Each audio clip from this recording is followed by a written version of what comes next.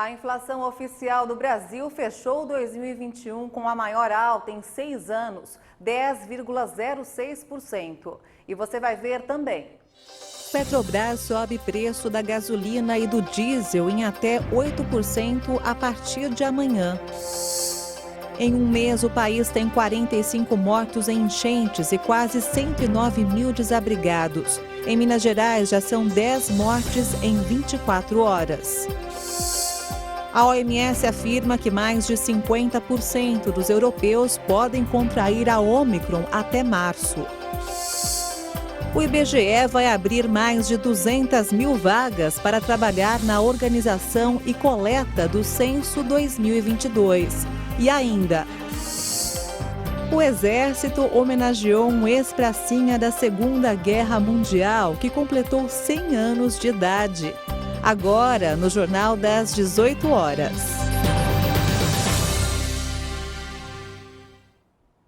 Olá, boa noite. Seja muito bem-vindo aos novos estúdios da Central de Jornalismo da RIT. Tudo feito com muito carinho, especialmente para você, nosso telespectador da RIT TV. E vamos começar essa edição do Jornal das 18 horas com a inflação oficial do Brasil, que, puxada pelos combustíveis e pela energia, fechou 2021 com a maior alta em 6 anos. O indicador também apresentou leve alta em dezembro. O presidente do Banco Central, Roberto Campos Neto, publicou hoje uma carta aberta encaminhada ao ministro da Economia e presidente do Conselho Monetário Nacional, Paulo Guedes, explicando que os preços de produtos básicos e matérias-primas, a energia e a falta de insumos levaram o país a estourar a meta de inflação em 2021. O Índice Nacional de Preços ao Consumidor Amplo, que mede a inflação oficial, perdeu ritmo em dezembro e variou 0,73%. Apesar do resultado menor, o Índice Oficial de Preços terminou 2021 no maior patamar desde 2015. Segundo o IBGE, o IPCA fechou o ano com alta de 10,06%. O aumento da inflação foi ainda menor que o esperado por analistas financeiros, mas representa quase o dobro do teto da meta estabelecida pelo governo para 2021, de 5,25%. Já o Índice Nacional de Preços ao Consumidor, que calcula a inflação das famílias com rendimentos de até 5 salários mínimos, fechou o ano passado com alta de 10,16%, acima dos 5,45% registrados em 2020. Os grandes vilões da inflação continuaram os mesmos: os combustíveis e a energia elétrica. A escassez hídrica desde setembro levou a cobrança adicional de R$ 14,20 a cada 100 kWh consumidos na tarifa. A alta no preço dos combustíveis fez com que o grupo de transportes tivesse a maior variação de preços ao longo do ano passado, de 21,03%. Os destaques foram para a gasolina, que acumulou alta de 47,49% em 2021, e o etanol, que subiu 62,23%. Outro destaque nos transportes foi o preço dos automóveis novos e usados, motivado pela falta de alguns componentes na cadeia produtiva do setor. E a Petrobras comunicou hoje que os preços da gasolina e do diesel serão reajustados a partir de amanhã nas distribuidoras.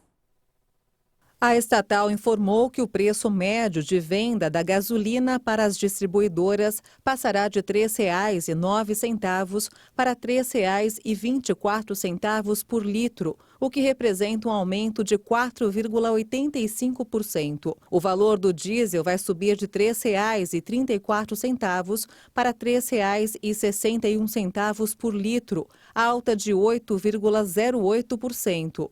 O último ajuste nos preços foi realizado em dezembro do ano passado, quando a Petrobras promoveu uma redução no valor da gasolina de 3,13%, a primeira queda desde 12 de junho. Já o último aumento foi anunciado em outubro do ano passado. Na primeira semana de 2022, os preços da gasolina e do etanol recuaram nos postos, segundo o levantamento da ANP. Já o diesel teve alta. Mês de chuvas fortes, o país tem 45 mortos em enchentes e quase 109 mil desabrigados. Em Minas Gerais, as tempestades que atingem o estado já deixaram 145 municípios em situação de emergência. Já são 10 mortes em 24 horas. Os temporais que atingem Minas Gerais já provocaram alagamentos, deslizamento de terra e milhares de pessoas ficaram ilhadas. Em cidades da região metropolitana, como Betim, Sabará, Rio Acima, Brumadinho, Nova Lima e Ribeirão das Neves, o cenário é de destruição.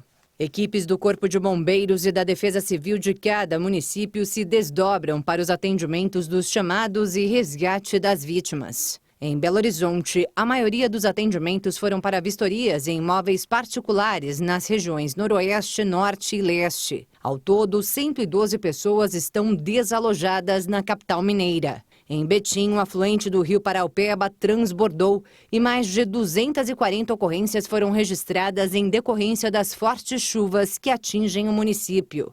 Um dique transbordou e interditou a rodovia BR-040 nas imediações de Nova Lima. Segundo o Corpo de Bombeiros, a estrutura de contenção da barragem da mina Pau Branco não suportou o grande volume de chuvas. Muitas chamadas foram registradas e cerca de 30 pessoas ficaram ilhadas. O governo incluiu 3 milhões de novas famílias no Auxílio Brasil, o programa que substituiu o Bolsa Família. Com isso, o Ministério da Cidadania diz ter zerado a fila de pessoas elegíveis de 2021. A primeira parcela será paga no próximo dia 18 de janeiro para cerca de 17 milhões e 500 mil famílias. Cada uma receberá um repasse mínimo de R$ 400. O Brasil ultrapassou a marca de mais de 620 mil vítimas da Covid-19 desde o início da pandemia. E a média móvel de casos volta a atingir o patamar de julho do ano passado. O Ministério da Saúde confirmou 110 novas mortes por Covid-19 no Brasil de um dia para o outro. Agora são 620.091 vítimas da doença desde o início da pandemia. Também foram confirmados mais 34.788 novos casos de infecção por coronavírus de um dia para o outro. Mais de 22.558.000 diagnósticos já foram confirmados para a doença. A média móvel de mortes está em 126 vítimas. A curva apresenta tendência de alta, com um aumento de 33%. Está abaixo de 200 pelo 37º dia seguido, depois de 1 ano e meio acima do patamar. Já a média móvel de casos indica 36.227 registros diários. O número indica tendência de alta no país, com variação positiva de 617%. No mapa da evolução da doença por regiões, hoje 10 estados indicaram alta. Alagoas, Bahia, Ceará, Mato Grosso, Minas Gerais, Pará, Paraná, Rondônia, São Paulo e Tocantins. Outros 6 estados estão em estabilidade: Acre, Amazonas, Maranhão, Pernambuco, Piauí e Sergipe.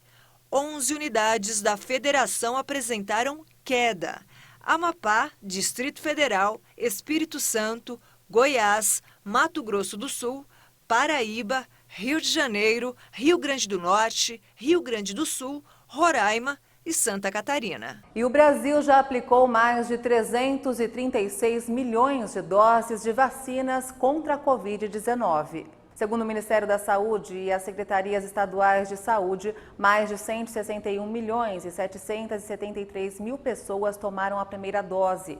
Isso representa 75,84% da população, enquanto mais de 144.723.000 brasileiros tomaram a segunda dose, o que equivale a 67,84% da população.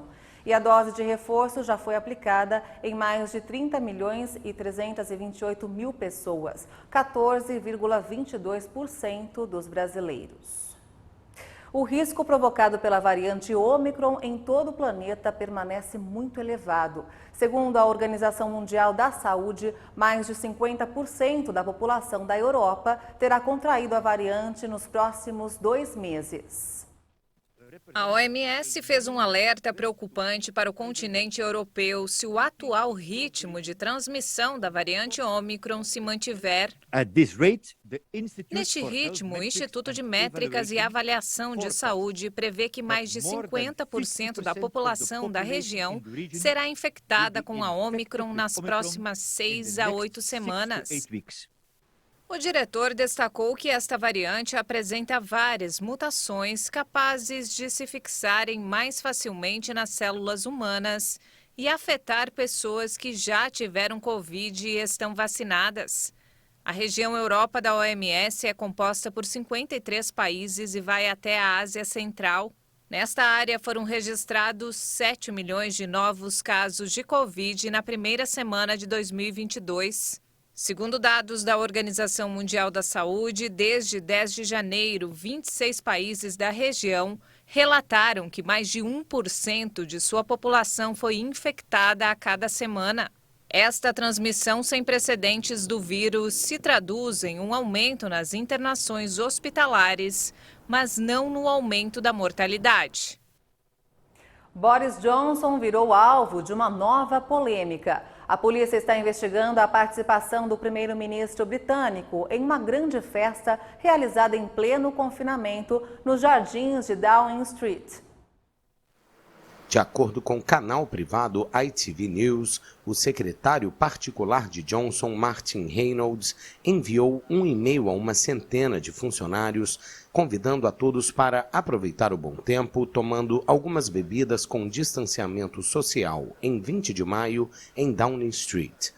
Na época, o Reino Unido havia declarado confinamento pelo coronavírus há 2 meses. Cerca de 65 milhões de britânicos estavam impedidos de interações sociais e os negócios não essenciais estavam fechados.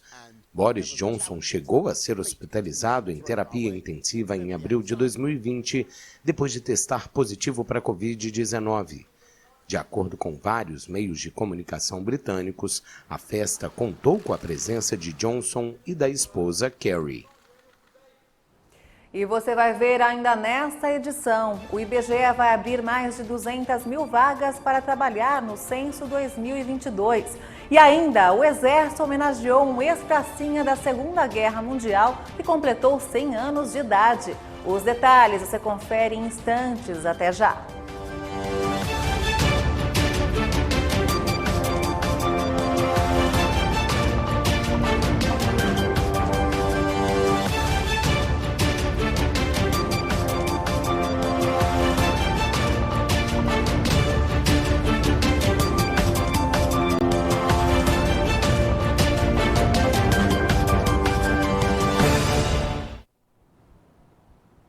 Estamos de volta. O governo federal anunciou hoje um programa para a regularização de dívidas de empresas do Simples Nacional. A medida vem logo após o presidente Jair Bolsonaro vetar um projeto que permitirá um amplo desconto às companhias. Por meio do programa de regularização do Simples Nacional, as dívidas poderão ser quitadas com entrada de 1% do valor total do débito e parcelamento em até 8 meses. O restante é parcelado em até 137 meses. O edital vale para as dívidas inscritas até o dia 31 de dezembro. O processo é totalmente digital no portal Regularize. E o IBGE vai contratar temporariamente mais de 200 mil pessoas para trabalhar na organização e coleta do Censo 2022. Há vagas em todos os municípios do país. As inscrições vão até o dia 21 de janeiro. O Instituto Brasileiro de Geografia e Estatística divulgou 2 editais de processos seletivos para o Censo Demográfico 2022. Pouco mais de 183 mil vagas são para a função de recenseador, responsável por fazer o trabalho de coleta de dados por meio de entrevistas com moradores. O salário para essa função varia de acordo com a produção e é preciso ter concluído o ensino fundamental para se inscrever. Já para o cargo de agente censitário supervisor, há quase 18.500 vagas com remuneração mensal de R$ 1.700. Para essa função é exigido ensino médio completo, também necessário para a função de agente censitário municipal. Para esse cargo, há 5.450 vagas, com salário de R$ 2.100. As taxas de inscrição variam entre R$ 57 e R$ 61, dependendo do cargo. A Fundação Getúlio Vargas é a empresa responsável pelos processos seletivos. As inscrições devem ser feitas até o dia 21 de janeiro de 2022 pelo site conhecimento.fgv.br. O Instituto Brasileiro de Economia da Fundação Getúlio Vargas lançou hoje um novo indicador para medir a variação de preço dos aluguéis residenciais. O IVAR utiliza informações dos contratos assinados entre locadores e locatários intermediados por empresas administradoras de imóveis em São Paulo, Rio de Janeiro, Belo Horizonte e Porto Alegre.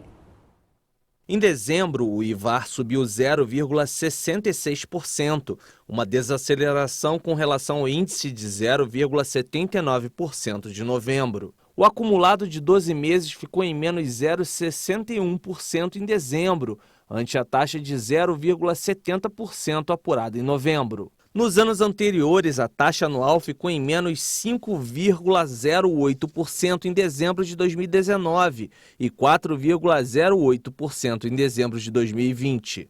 As 4 cidades componentes do IVAR apresentaram desaceleração no acumulado de 12 meses, com São Paulo caindo mais do que a média nacional, com menos 1,83%. A queda em Porto Alegre foi menos 0,35%. Belo Horizonte teve alta de 1,46% e no Rio de Janeiro uma elevação de 0,46%. E vamos agora ao mercado financeiro. O dólar fechou em queda nesta terça-feira após o mercado digerir dados da inflação mais forte do que o esperado e analisar a fala do presidente do Federal Reserve, o Banco Central dos Estados Unidos.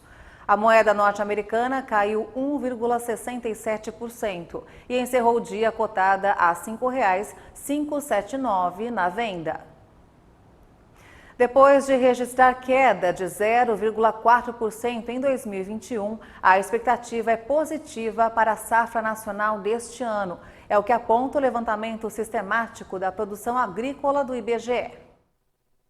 A produção do ano passado fechou com um pouco mais de 253 milhões de toneladas. A queda veio após 3 períodos seguidos registrando números positivos. A boa notícia é o mais recente prognóstico para a safra deste ano, que indica mudança no cenário. Com o volume previsto de 277 milhões de toneladas, voltará a apresentar mais um recorde. O resultado pode ser favorecido pelo momento em que foi feito o plantio da soja, principal produto da produção brasileira, de acordo com o levantamento. O estudo aponta que, ao contrário da safra de 2021, quando houve atraso no plantio, em 2022 a soja foi semeada antecipadamente, de forma acelerada, na maior parte das regiões produtoras do país, por conta dos elevados volumes de chuva ao longo do mês de outubro nas regiões Sul, Sudeste e Centro-Oeste.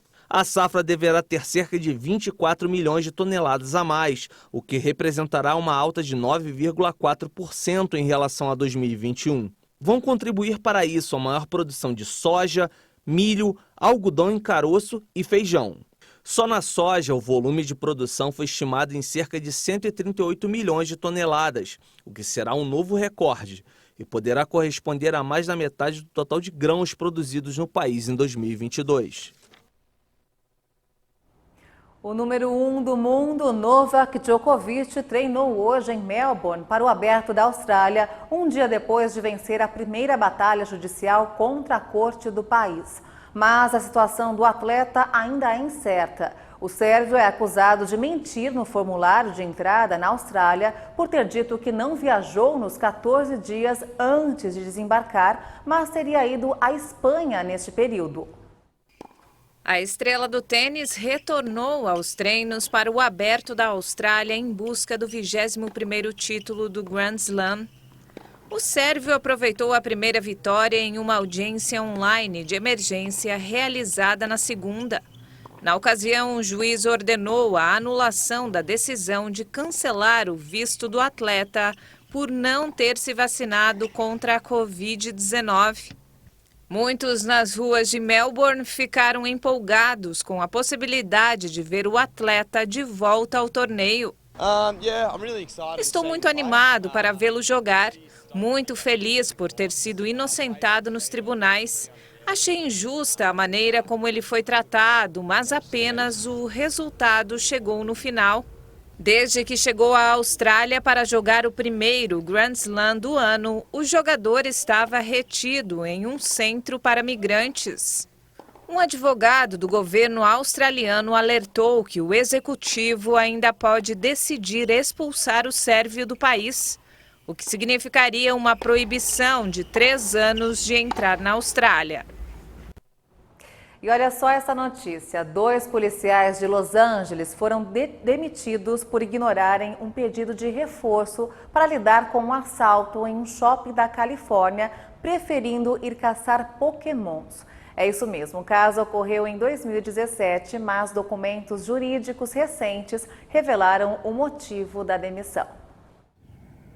Demitidos por caçar Pokémon foi o que aconteceu com 2 policiais de Los Angeles que ignoraram um pedido de reforço para lidar com um assalto em um shopping da Califórnia. Em vez de colaborar com os chamados das patrulhas, a dupla optou por procurar figuras do jogo de realidade virtual Pokémon Go. A informação foi divulgada em documentos judiciais na semana passada.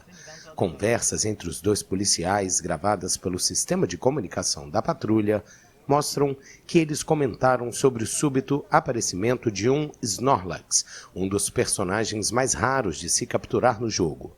Não satisfeitos, eles seguiram a caça de outra criatura virtual em outro local da cidade. O caso ocorreu em abril de 2017.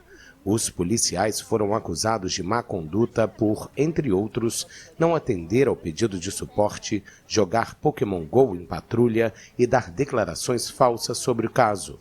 Eles negaram que estavam jogando o jogo. Mesmo assim, o Tribunal de Apelações manteve a decisão de demitir os policiais. O Pokémon Go consiste em localizar e capturar criaturas visíveis apenas através de celulares que aparecem virtualmente em lugares reais. E aqui no Brasil, o Exército homenageou um ex-pracinha da Segunda Guerra Mundial que completou ontem 100 anos de idade. Olha só. Conhecer um veterano de guerra é a oportunidade de conhecer a história contada por um personagem que ajudou a construí-la. E quando se trata de um que completa um século de vida, este contato é ainda mais valioso para os brasileiros. Conheça então o Sr. Januário Antunes Maciel. Nascido em Ponta Porã em 10 de janeiro de 1922, o Sr. Januário é um ex-combatente da Segunda Guerra Mundial e um dos 4 últimos ainda vivos em Mato Grosso do Sul. Durante o combate, ele participou do 1º Regimento de Infantaria e esteve presente em batalhas como Monte Castelo e La Serra. Ele tinha que ir na frente para ver o que estava ali na frente, para ele voltar e comunicar aos outros companheiros, né? Então, tipo, se tinha uma água, ele tinha que experimentar aquela água, se tinha veneno, se não tinha. Ele defendeu o Brasil, ele defendeu a nossa pátria, né? E depois disso, ainda ele prestar serviço para o Estado aonde ele estava morando, né? Então, é um orgulho muito grande. O Brasil enviou cerca de 25 mil militares para combater na Segunda Guerra Mundial. De Mato Grosso do Sul, que na época era Mato Grosso, foram 649 homens. Quando retornou ao Brasil, o Sr. Januário ingressou na Polícia Militar do Mato Grosso do Sul, onde ficou até se aposentar. Grandes feitos que merecem o reconhecimento e homenagens. Um orgulho para ele como um ex-combatente da Força Expedicionária Brasileira, um militar que lutou na Segunda Guerra Mundial, que lutou pelos princípios e pelos valores que estavam ali defendidos. E completar 100 anos é uma marca, completar 100 anos é uma felicidade.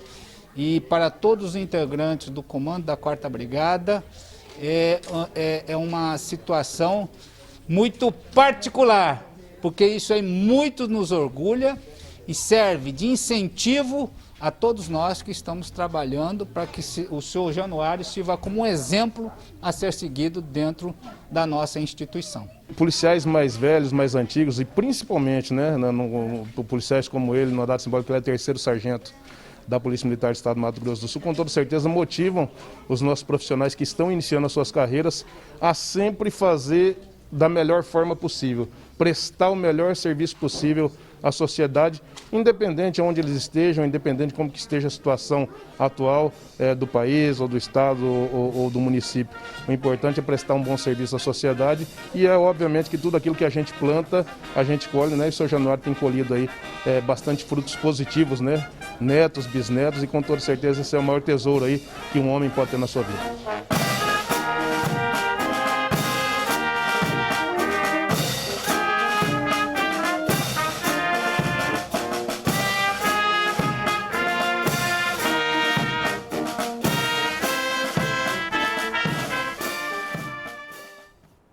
E o Jornal das 18 horas termina aqui. Você acompanha outras informações durante a nossa programação. E se quiser rever as reportagens desta edição, é só acompanhar o canal HIT Notícias no YouTube. Obrigada pela sua companhia, uma boa noite para você e até amanhã. Tchau!